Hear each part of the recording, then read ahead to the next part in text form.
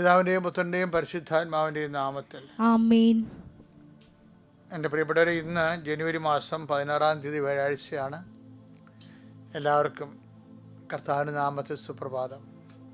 നമുക്ക് പ്രാർത്ഥിക്കാം. അമ്മേ പരിശുദ്ധമ്മേ, അമ്മേ പരിശുദ്ധമേ, ദൈവമാതാവേ, അന്ന് അങ്ങ് കൃപാസനത്തിൽ പ്രത്യക്ഷപ്പെട്ട് വരാൻ പോകുന്ന മഹാദുരന്തത്തിൽ നിന്ന് രക്ഷപ്പെടാനും എല്ലാവർക്കും വേണ്ടി പ്രാർത്ഥിക്കുവാനും ആവശ്യപ്പെട്ടിട്ട് 20 വർഷം കഴിഞ്ഞ ഈ വേളയിൽ കൃപാസനത്തിലൂടെ ഞങ്ങൾക്കും ഈ ദേശത്തിനും അങ്ങ് മധ്യസ്ഥം തേടി തന്ന എല്ലാ അനുഗ്രഹങ്ങൾക്കും കൃപകൾക്കും ഞങ്ങളിപ്പോൾ ഹൃദയം നിറഞ്ഞ നന്ദി പറയുന്നു.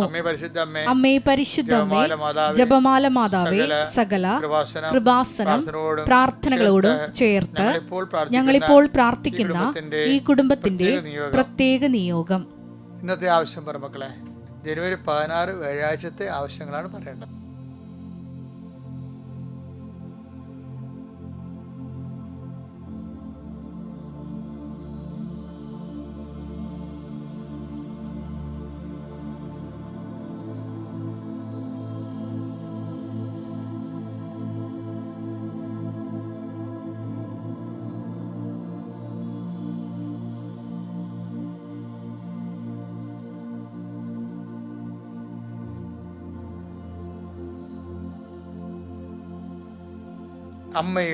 അമ്മയുടെ പ്രത്യക്ഷീകരണത്തിന്റെ ഈ ദ്വാദശക വേളയിൽ ഞങ്ങൾക്ക് സാധിച്ചു തരുവാൻ കനിയേണമേ. ആമേൻ. വിശ്വാസ പ്രമാണം. സർവശക്തനായ പിതാവും ആകാശത്തിന്റെയും ഭൂമിയുടെയും സൃഷ്ടാവുമായ ദൈവത്തിൽ ഞാൻ വിശ്വസിക്കുന്നു. അവിടുത്തെ ഏകപുത്രനും ഞങ്ങളുടെ കർത്താവുമായ ഈശോമിശിഹായിലും ഞാൻ വിശ്വസിക്കുന്നു. ഈ പുത്രൻ പരിശുദ്ധാത്മാവിനാൽ ഗർഭസ്ഥനായി കന്യകാമറിയത്തിൽ നിന്ന് പിറന്ന് പൊന്തിയോസ് പീലാത്തോസിന്റെ കാലത്ത് പീഡകൾ സഹിച്ച് കുരിശിൽ തറയ്ക്കപ്പെട്ട് മരിച്ച് അടക്കപ്പെട്ട് പാതാളങ്ങളിൽ ഇറങ്ങി മരിച്ചവരുടെ ഇടയിൽ നിന്ന് 3-ാം നാൾ ഉയർത്ത് സ്വർഗത്തിലേക്ക് എഴുന്നള്ളി സർവശക്തിയുള്ള പിതാവായ ദൈവത്തിന്റെ വലതുഭാഗത്തിരിക്കുന്നു. അവിടെ നിന്ന് ജീവിക്കുന്നവരെയും മരിച്ചവരെയും വിധിക്കുവാൻ വരുമെന്നും ഞാൻ വിശ്വസിക്കുന്നു. പരിശുദ്ധാത്മാവിലും ഞാൻ വിശ്വസിക്കുന്നു. വിശുദ്ധ കത്തോലിക്കാ സഭയിലും പുണ്യവാന്മാരുടെ ഐക്യത്തിലും പാപങ്ങളുടെ മോചനത്തിലും ശരീരത്തിന്റെ ഉയർപ്പിലും നിത്യമായ ജീവിതത്തിലും ഞാൻ വിശ്വസിക്കുന്നു. ആമേൻ. സ്വർഗ്ഗസ്ഥനായ ഞങ്ങളുടെ പിതാവേ, അങ്ങയുടെ നാമം പൂജിതമാകണമേ. അങ്ങയുടെ രാജ്യം വരണമേ. അങ്ങയുടെ തിരുമനസ് സ്വർഗത്തിലെ പോലെ ഭൂമിയിലും ആകണമേ. അന്നു വേണ്ടുന്ന ആഹാരം ഇന്ന് ഞങ്ങൾക്ക് തരണമേ. ഞങ്ങളോട് തെറ്റ് ചെയ്യുന്നവരോട് ഞങ്ങൾ ക്ഷമിക്കുന്നത് പോലെ ഞങ്ങളുടെ തെറ്റുകൾ ഞങ്ങളോടും ക്ഷമിക്കണമേ. ഞങ്ങളെ പ്രലോഭനത്തിൽ ഉൾപ്പെടുത്തരുതേ, തിന്മയിൽ ഞങ്ങൾ രക്ഷിക്കണമേ. ആമേൻ. നന്മ നിറഞ്ഞ മറിയമേ, സ്വസ്തി. കർത്താവ് അങ്ങയുടെ കൂടെ സ്ത്രീകളിൽ അങ്ങ് അനുഗ്രഹിക്കപ്പെട്ടവളാകുന്നു. അങ്ങയുടെ ഉദരത്തിൻ ഫലമായി ഈശോ അനുഗ്രഹിക്കപ്പെട്ടവനാകുന്നു. പരിശുദ്ധ മറിയമേ, തമ്പുരാന്റെ അമ്മേ, പാപികളായ ഞങ്ങൾക്ക് വേണ്ടി ഇപ്പോഴും ഞങ്ങളുടെ മരണസമയത്തും തമ്പുരാനോട് അപേക്ഷിക്കണമേ. ആമേൻ. കർത്താവിന്റെ ഉന്നതമായ നാമത്തിന് സ്തോത്രം ചെയ്യുന്നു. കർത്താവിന്റെ വിശുദ്ധ പൗരോഹിത്യത്തെ മഹത്വപ്പെടുത്തണമേ. കർത്താവെ, സഭയിലുള്ള സാന്നിധ്യം പ്രകടമാക്കണമേ. 39 വർഷം ഞാൻ അർപ്പിച്ച കുർബാനയുടെ യോഗ്യതയാൽ കൃപാസ്ഥാനത്താരെ ജീവനോടെ പ്രത്യക്ഷപ്പെട്ട പരിശുദ്ധ അമ്മയുടെ മാധ്യസ്ഥത്തിലെ ഈ ഡെയിലി ബ്രെഡ് എന്ന വലിയ ശുശ്രൂഷ പങ്കെടുക്കുന്ന എല്ലാ മക്കളെയും അങ്ങേക്ക് സമർപ്പിക്കുന്നു. ഇത് ഷെയർ ചെയ്യുന്നവർ സമർപ്പിക്കുന്നു. ഇത് സ്റ്റാറ്റസ് ഇടുന്നവരെ സമർപ്പിച്ച് പ്രാർത്ഥിക്കുന്നു. അവരെല്ലാം അമ്മയെ, പരിശുദ്ധമ്മേ, പ്രത്യേകം നീ ആശീർവദിക്കണമേ. അവർ സുവിശേഷത്തിൻ്റെ കയ്യാളുകളായി നിന്നുകൊണ്ട് കർത്താവിനെ കൈമാറുന്ന വലിയ സ്വർഗത്തിന് ദൗത്യം ഏറ്റെടുക്കുന്ന എല്ലാ മക്കളെയും നീ ഏറ്റെടുക്കണമേ എന്ന് പ്രാർത്ഥിക്കുന്നു. അവിടെ കണ്ണുനീർ നീ ഏറ്റെടുക്കണമേ. അവരുടെ ഭാരങ്ങൾ നീ ഏറ്റെടുക്കണമേ. അവർ മുഴുവനായി നീ ഏറ്റെടുക്കണമെന്ന് പ്രാർത്ഥിക്കുന്നു. എൻ്റെ കർത്താവിൻ്റെ ഉന്നതമായ നാമത്തിൽ എല്ലാ പ്രേക്ഷിതരെയും അങ്ങയുടെ ദിവസത്തിനെ സമർപ്പിക്കുന്നു. എൻ്റെ കർത്താവിന് ഉന്നതമായ നാമത്തിന് എല്ലാ സങ്കടക്കാരെയും അങ്ങയുടെ ദിവസത്തിൽ സമർപ്പിക്കുന്നു. എൻ്റെ കർത്താവിൻ്റെ ഉന്നതമായ നാമത്തിന് എല്ലാ രോഗികളെയും അങ്ങയുടെ ദിവസത്തിൽ സമർപ്പിക്കുന്നു. എൻ്റെ കർത്താവിൻ്റെ ഉന്നതമായ നാമത്തിലെ ജീവിതത്തിൻ്റെ ഭാരങ്ങൾ വഹിക്കുന്ന എല്ലാവരെയും ഈ പ്രഭാതത്തിൽ അങ്ങ് കേൾപ്പിക്കുന്നു. എൻ്റെ കർത്താവെ, നിൻ്റെ ഉന്നതമായ നാമത്തിന് സ്തോത്രം ചെയ്യുന്ന കർത്താവെ. കർത്താവെ, ഹൃദയത്തിൽ പ്രാർത്ഥിക്കാൻ പോലും തോന്നാത്ത മനുഷ്യരുണ്ട്. ഇന്ന് പ്രാർത്ഥിക്കാൻ നല്ലവണ്ണം പ്രാർത്ഥിച്ചുകൊണ്ടിരുന്നവരാണ് ഇപ്പോൾ അതുപോലെ പ്രാർത്ഥിക്കാൻ പറ്റുന്നില്ല എന്ന് പറയുന്ന മക്കളുണ്ട്. അവരുടെ എല്ലാ സങ്കടങ്ങളും നീ ഏറ്റെടുക്കണം കർത്താവേ. അവർ തളരുമ്പോൾ കർത്താവേ നീ തന്നെ താങ്ങാകണമെന്ന് പ്രാർത്ഥിക്കുന്നു. അവർക്ക് വേണ്ടി കർത്താവേ വേണ്ട വിധം പ്രാർത്ഥിക്കേണ്ട ആവശ്യത കർത്താവ് എങ്ങനെയെന്ന് അറിയത്തില്ല എന്ന് പറയുമ്പോഴും ആത്മാവ് അവാച്യവും നെടുവീർപ്പിൽ അവിടെ ഉള്ളിൽ നിന്നുകൊണ്ട് മദ്യം വഹിക്കുന്നു എന്ന് പറയുമ്പോഴും കർത്താവ് പ്രാർത്ഥിക്കുവാൻ തന്നെ തോന്നാത്ത മനുഷ്യരുണ്ട് ഈശോയെ.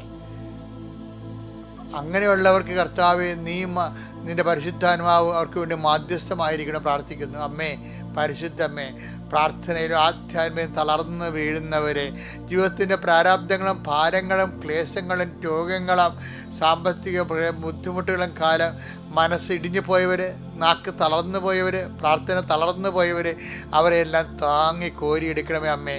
അവർക്ക് വേണ്ടി എല്ലാ അമ്മ മധ്യസ്ഥം വഹിക്കണമേ. അമ്മയുടെ മക്കൾ തളരുമ്പോൾ അവർക്ക് വേണ്ടി മധ്യസ്ഥം വഹിക്കണമേ. അവർ നിവർന്ന് നിന്ന് സ്വന്തം ശക്തിയിൽ സ്വന്തം ശക്തിയിൽ പ്രാർത്ഥിക്കുന്നവരെ അമ്മ അവർക്ക് വേണ്ടി പ്രാർത്ഥിക്കണമേ. മരണസമയത്ത് പോലും ഞങ്ങൾക്ക് വേണ്ടി പ്രാർത്ഥിക്കുവാൻ യേശുക്രിസ്തുവിൻ്റെ മരണസമയത്ത് കുരിശിന്റെ ചുവട്ടിൽ ദൈവപിതാവിനാൽ നിർത്തപ്പെട്ട അമ്മയെ, പരിശുദ്ധ അമ്മയെ, ദേവമാതാവേ, എല്ലാ മക്കൾക്ക് വേണ്ടി മധ്യസ്ഥം വഹിക്കണം. മരണനേരത്ത് മാത്രമല്ല, ജീവിതം തളരുമ്പോൾ, ജീവിതം ശോകമുഖമാകുമ്പോൾ അവർക്കെല്ലാം വേണ്ടി അമ്മ മധ്യസ്ഥം പ്രാർത്ഥിക്കും. ഇന്ന് വ്യാഴാഴ്ച ഈ 16-ാം തീയതി ആരെല്ലാമോ ഈ ശുശ്രൂഷ വിഷമത്തോടെ കൂടുന്നുണ്ടോ, ഇന്ന് വ്യാഴാഴ്ച ജനുവരി 16-ാം തീയതി ആരെല്ലാമോ ഹൃദയഭാരത്തോടെ ഈ ശുശ്രൂഷ കൂടുന്നുണ്ടോ, ഈ കർത്താവെ അവരെല്ലാം നീ ആശീർവദിക്കണം. വിദ്യാഭ്യാസത്തെക്കുറിച്ച് വേദനിക്കുന്നവരും വേവലാതി കൊള്ളുന്നവരും, വിദ്യാഭ്യാസത്തിൽ നിന്ന് ഫീസടക്കാൻ നിവൃത്തിയില്ലാത്തത് കൊണ്ട് കോളേജിൽ നിന്ന് ഔട്ടാക്കി കളയുമെന്ന് പറഞ്ഞുള്ള ഭീഷണിക്കുന്ന കർത്താവ് വിഷമിക്കുന്നവരെ, ഇങ്ങനെ ഓരോ തരത്തിൽ ഫീസടക്കാൻ നിവൃത്തിയില്ലാത്തത് കൊണ്ട് കോളേജിൽ പോകാതെ വീട്ടിൽ ലീവിന് വന്നിരിക്കുന്നവരുണ്ട്. പിന്നെ അവർ പോയിട്ടേ ഇല്ല, എന്ത് ചെയ്യണമെന്ന് അറിയാൻ പാടില്ല. കുടുംബം വിറ്റെങ്കിലും അവരെ വിട്ടാൽ മതിയെന്ന് മാതാക്കന്മാർ അയക്കുമ്പോൾ കുടുംബം വാങ്ങാൻ പോലും ആരും വരാത്ത അവസ്ഥയിൽ എന്ത് ചെയ്യണമെന്നറിയാതെ നഷ്ടം തിരിയുന്നവരുണ്ട് അമ്മേ. എല്ലാ വിഷയങ്ങൾക്കും ഈ ഒരു വിഷയം മാത്രമല്ല, ജീവിതത്തിൻ്റെ മനുഷ്യന് താങ്ങാനോ സ്വന്തമായിട്ട് കൈകാര്യം ചെയ്യാനോ മറ്റുള്ളവരെ സഹായിക്കപ്പെടാൻ നിവൃത്തിയില്ലാത്ത മേഖല ഏകാഗികളായി പോകുന്നവരെ കർത്താവെ അമ്മേ, അവിടെ കൂടെ അമ്മ കൂടണമെന്ന് പ്രാർത്ഥിക്കുന്നു. എൻ്റെ കർത്താവിൻ്റെ ഉന്നതമായ നാമത്തിൽ ഇതുപോലെ ഭാരപ്പെടുന്ന എല്ലാ മക്കൾക്കും ഇന്ന് വൈകുന്നേരം 6 മണിക്കുള്ളിൽ ദൈവത്തിൻ്റെ അടയാളം ഉണ്ടാകാൻ, ദൈവത്തിൻ്റെ കൈപ്പിടുത്തം ഉണ്ടാകാൻ, ദൈവം അവരുടെ കൈ പിടിക്കുന്നതായിട്ട് അവർക്ക് തോന്നാത്ത വിധത്തിൽ മറ്റുള്ള മേഖലകളിൽ നമുക്ക് സഹായഹസ്തം കിട്ടുന്നതിന് വേണ്ടി ഞാൻ എല്ലാ സഹായവും ആവശ്യമുള്ളവരെയും നിങ്ങൾ ശിരസ് നമിക്കുക. എല്ലാ സഹായവും ആവശ്യമുള്ളവരും ശിരസ് നമിക്കുക. കർത്താവിൻ്റെ കരം നിങ്ങളുടെ മേൽ പ്രബലമാകുന്നതിന് വേണ്ടി മണിക്കൂറുകൾ മാത്രമേ ഉള്ളൂ. എൻ്റെ കർത്താവിൻ്റെ ഉന്നതമായ നാമത്തിൽ ഞാൻ 39 കൊല്ലം അർപ്പിച്ച കൃപാന്റെ യോഗ്യതയാൽ കൃപാസ അൾത്താരെ ജീവനുടെ പ്രത്യക്ഷയുടെ മാതാവിൻ്റെ മാധ്യസ്ഥത്തിൽ കൃപാസ അൾത്താരെ നടന്ന 10,000-കണക്കിന് ആരാധശക്തിയാൽ നിങ്ങളുടെ കുടുംബങ്ങളും യേശുവിൻ്റെ നാമത്തിൽ ഇന്ന് അനുഗ്രഹിക്കപ്പെടട്ടെ. എൻ്റെ പ്രിയപ്പെട്ടവരെ, നമ്മൾ ഇന്ന് നോക്കുന്ന വചനം എന്ന് പറയുന്നത്, ഷെപ്പളെ ദൈവം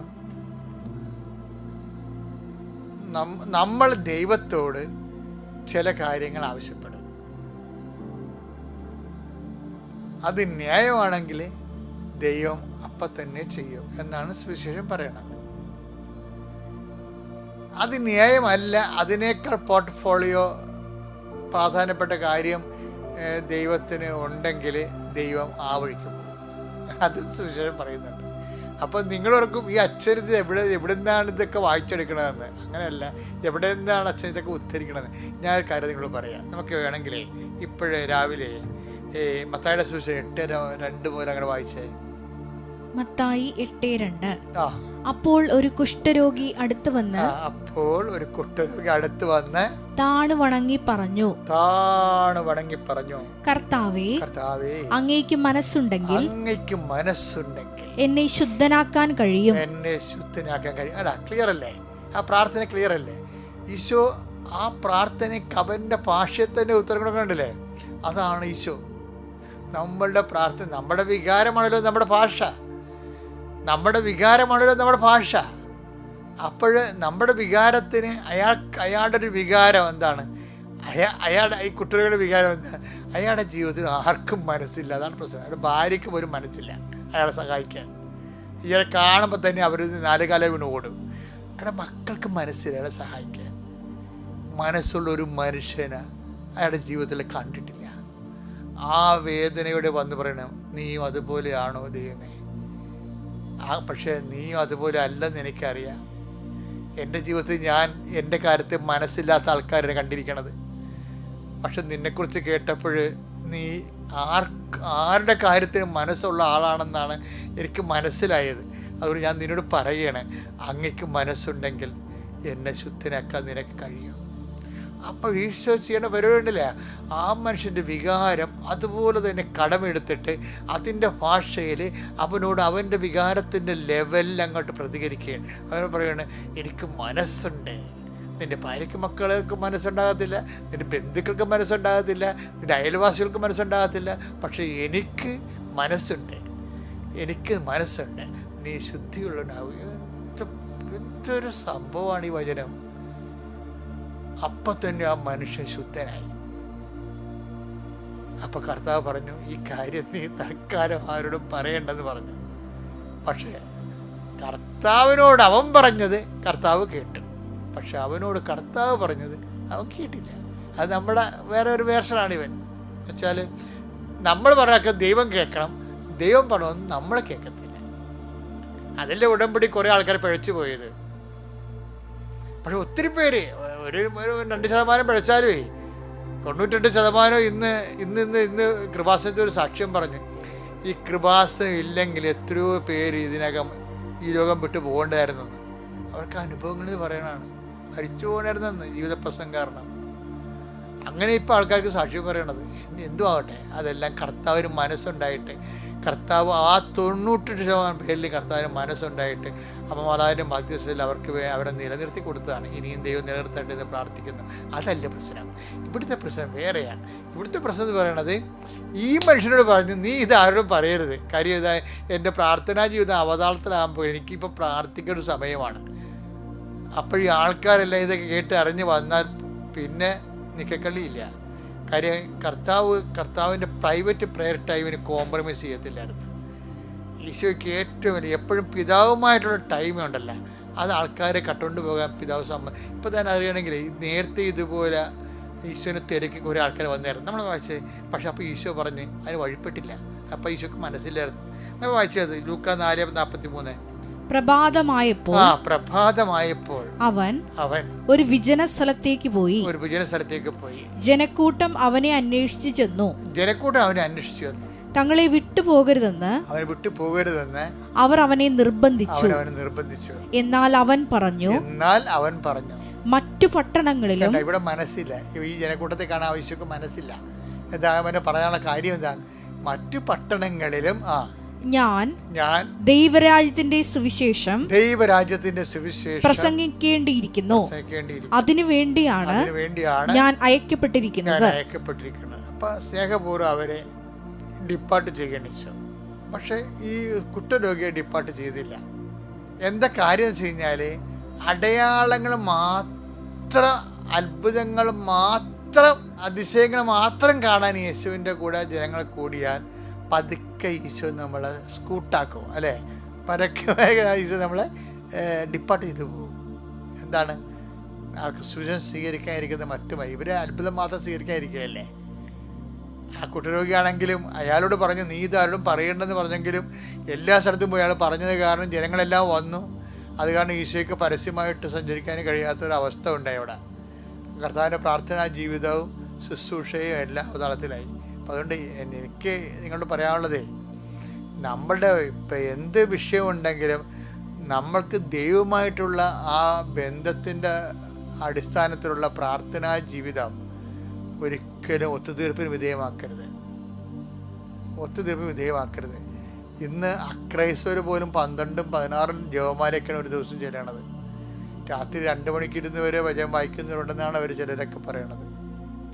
അപ്പോൾ എനിവേ എന്തു ആയിക്കൊള്ളട്ടെ. പക്ഷേ ഇന്ന് അതേസമയം തന്നെ നമ്മൾ ദൈവത്തെക്കാൾ പ്രാധാന്യമായിട്ട് നിങ്ങൾ ഇന്നൊരു തീരുമാനം എടുക്കണം.